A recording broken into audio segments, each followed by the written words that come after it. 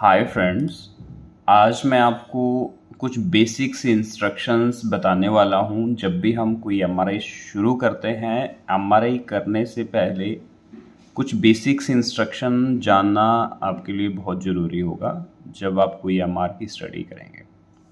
देखिए फ्रेंड्स, मैं आपके सामने कुछ रैंडम्स यहाँ पे पेशेंट डिटेल फिल कर रहा हूँ।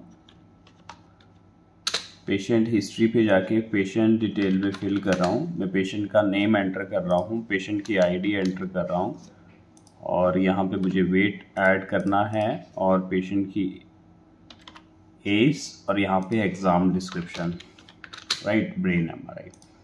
तो यहाँ पे प्रोटोकॉल नंबर मैं फिल कर रहा हूँ। प्रोटोकॉल नंबर 1.23 है मेरा। इसको मैं एग्ज़ाम को यहाँ से शुरू कर रहा हूँ।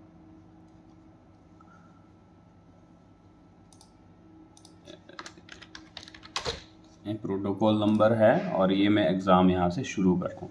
तो अब ध्यान से देखिए फ्रेंड्स, ये बेसिक आपके पास इंस्ट्रक्शंस आती है जो आपको जानना बहुत ज़रूरी होता है एमआरआई स्कैन्स करने से पहले। ये आपके पास एक इंस्ट्रक्शंस आती है जिसमें लिखा है एग्ज़ाम डीबीडीटी एंड सार लिमिट्स। तो इसमें हमें कुछ आपको वार्निंग दी जाती है। ये देखिए, यहाँ पे दो तरह की वार्निंग दी गई है आपको। यहाँ पे फर्स्ट वार्निंग में लिखा है हेयरिंग प्रोटेक्शन इज रिक्वायर्ड। इसमें लिखा है during a scan all persons in the scans room are required to wear proper hearing protections to avoid possible hearing impairment. It means कि जब भी हम पेशेंट को एमआर मशीन्स के मैग्नेटिक फील्ड के अंदर लेटाते हैं या कोई भी पेशेंट के साथ अटेंडेंट रिलेटिव स्कैन्स रूम्स में होते हैं, उनको आपको हेयरिंग प्रोटेक्शन देना है, हेडफोन प्रोवाइड करवाने हैं, राइट। और दूसरे वार्निंग आपके पास दी गई है पैडिंग इज़ रिक्वायर्ड। यहाँ देखिए, पैडिंग इज़ रिक्वायर्ड और नीचे पोजीशन देखिए। पेशेंट की पोजीशन हमेशा इस तरह से होनी है और इस तरह से कभी भी आपको हाथ को ऐसे ओवरलैप क्रॉस करके नहीं रखना है। हाथ को सीधा रखना और बीच में आपको ये पैडिंग रखना है। जो ब्लू आपको दिख रहा है ये पैडिंग है हाथ के बीच में।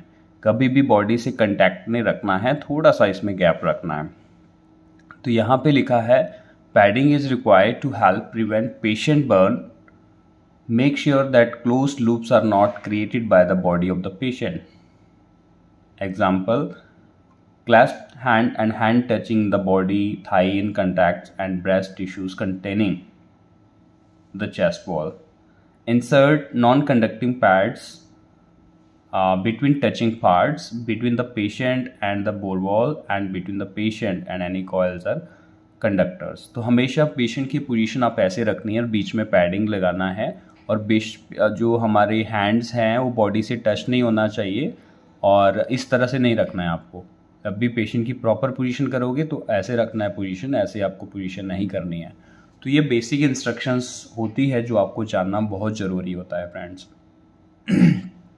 ठीक है, क्योंकि स्पेसिफिक जो सार होता है उसका मतलब होता है स्पेसिफिक एब्जॉर्प्शन रेट। जो भी जितनी भी रेडियो फ्रिक्वेंसी पल्स हमारे बॉडी के टिश्यूज़ में लगती है, जहाँ का बॉडी पार्ट स्कैन करते हैं, तो उसको स्पेसिफिक एब्जॉर्प्शन रेट्स है। कितने टाइम्स और कितने मिनट्स में आप स्कैन कर रहे हैं, कितने टाइम्स का आपका जो सीक्वेंसेस है उसका टाइम पीरियड्स क्या है, ये सारा कैलकुलेट होके आपका सार आ जाता है। इसको वेट पर केजी के थ्रू इसको मेजरमेंट करते हैं। तो ये बेसिक इंस्ट्रक्शंस होती है एमआरआई करने से पहले। तो आपको ये जानना बहुत ज़रूरी है क्योंकि आजकल रैंडम हम पोजीशन करते हैं, रैंडम पेशेंट जैसा चाहे उस तरह की पोजीशन करनी है। तो आपको अच्छे से अगर पोजीशन करना है तो हमेशा ये पोजीशन करेक्ट है आपकी, इस तरह से आपको पोजीशन लगाना और पैडिंग को लगाना है पेशेंट, और उसके बाद आप यहाँ से एक्सेप्ट करके अपना एग्ज़ाम को शुरू कर सकते हैं।